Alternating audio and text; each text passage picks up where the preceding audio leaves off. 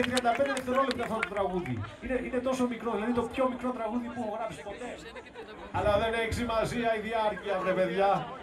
Το πάθος έχει σημασία και η ένταση τη στιγμή, σοβαρά, σωστά.